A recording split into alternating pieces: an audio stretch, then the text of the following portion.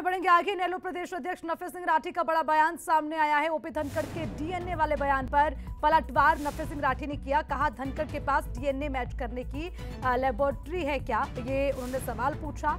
तंज कसा साथ ही कहा चौधरी देवीलाल संयुक्त पंजाब में कांग्रेस के अध्यक्ष रहे। ओपी चौटाला ने भी पहला चुनाव कांग्रेस में रहकर ही जीता।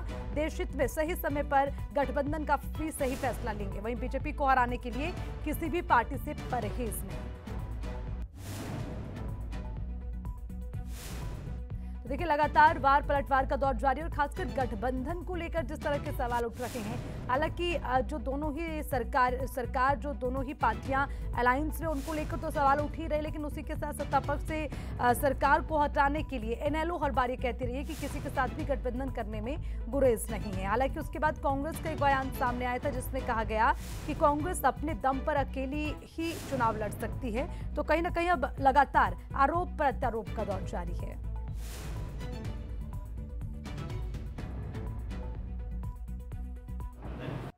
आज 2 प्रदेश अध्यक्षों के बयान आए हुए हैं।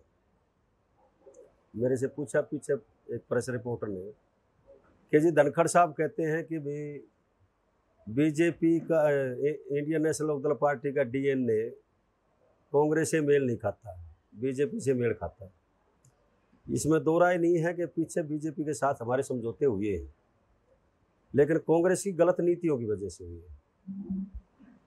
अब इस सरकार ने इंतहा कर दी, इसलिए हमारे नेता चौधरी ओम प्रकाश चौटाला जी ने कहा है कि इस निकम्मी सरकार को हटाने के लिए हमें किसी से परहेज नहीं है। और जब प्रेस वालों ने उनसे पूछा कि क्या कांग्रेस से भी, कि हमें कोई परहेज नहीं है। जहाँ तक डीएनए की बात है, धनखड़ साहब ने बयान दिया है, तो मैं उनको बताना चाहूँगा कि डीएनए की मशीन लगा रखी है कि धनखड़ साहब ने टेस्टिंग की। हमारे नेता चौधरी देवीलाल जी हुए हैं। चौधरी देवीलाल जी ज्वाइंट पंजाब में कांग्रेस के अध्यक्ष हुआ करते थे। चौधरी ओम प्रकाश चौटाला जी जब पहली बार एमएलए बने थे तो कांग्रेस से ही बने थे। सिर्फ बात नीतियों की है कि किस पार्टी की कैसी नीतियां।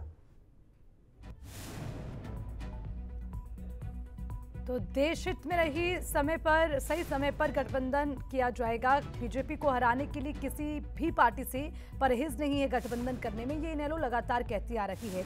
हालांकि इनेलो पार्टी का अगर जिक्र किया जाए तो राजनीति में पहले से ही बहुत बड़ा दमखम रखने वाली पार्टी रही। हालांकि पिछले समय में जो है काफ़ी निराशा भी हाथ लगी है पार्टी की, लेकिन एक बार फिर से अब सत्ता पक्ष से बीजेपी को हटाने के लिए किसी भी पार्टी के साथ गठबंधन करने को लेकर इनेलो के तमाम बड़े नेताओं की ओर से बयान सामने आ रहे हैं। और इस बीच नफे सिंह राठी भी साफ तौर पर कहते नजर आए।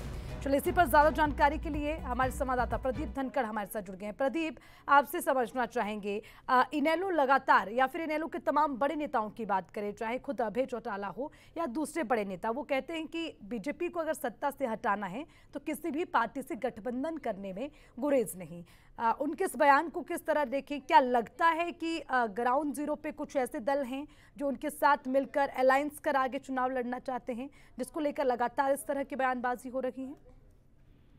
जी अर्चना, दरअसल एक बार फिर से आगामी चुनाव से पहले इनेलो और कांग्रेस के गठबंधन के बारे में इनेलो ने पहले भी ये बयान दिए हैं कि बीजेपी को हराने के लिए वो किसी के साथ भी गठबंधन कर, लेकिन ये कयास लगाए जा रहे हैं कि इनेलो और कांग्रेस बीजेपी को हराने के लिए एक साथ होकर आएंगे। क्योंकि पिछले चुनाव में भी हमने देखा था जो है कई जगह कांग्रेस के प्रत्याशी हारे थे और कई जगह प्रत्याशियों को हार का सामना करना पड़ा था। जो वोट का डिफरेंस था वो बेहद कम था। लेकिन अब एक बार फिर से जो इनेलो प्रदेश अध्यक्ष नफे सिंह राठी, उन्होंने साफ कर दिया है कि चौधरी देवीलाल जो संयुक्त पंजाब में कांग्रेस के अध्यक्ष रहे हैं, इतना ही नहीं ओम प्रकाश चौटाला ने भी अपना पहला एमएलए का इलेक्शन कांग्रेस में रहकर जीता था।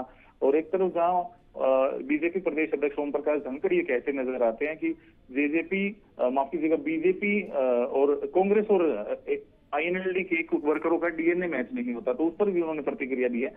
उनका साफ तौर पर कहना है कि उनके पास कौन सी डीएनए जांच करने की मशीन है जो कार्यकर्ताओं का डीएनए चेक कर सकती है। उनका यही कहना है कि कांग्रेस के साथ उनकी विचारधारा मेल खाती है, और उनके जो बड़े नेता हैं वो कांग्रेस में ही रह चुके हैं। तो ऐसे में आगामी चुनाव से पहले सही समय पर गठबंधन की घोषणा की जाएगी। तो इससे यही बात सामने आती है कि आने वाली प्रदीप, लेकिन कांग्रेस तो किसी के साथ भी गठबंधन करने को तैयार नहीं है, जिसको लेकर नेता विपक्ष का बयान भी हमने सुना था। उन्होंने कहा था कि सक्षम है कांग्रेस अपने दम पर चुनाव लड़ने के लिए। यानी कि ये तो साफ संदेश हुआ ना कि वो आने वाले चुनाव में अपने दम पर ही चुनाव लड़ेंगे।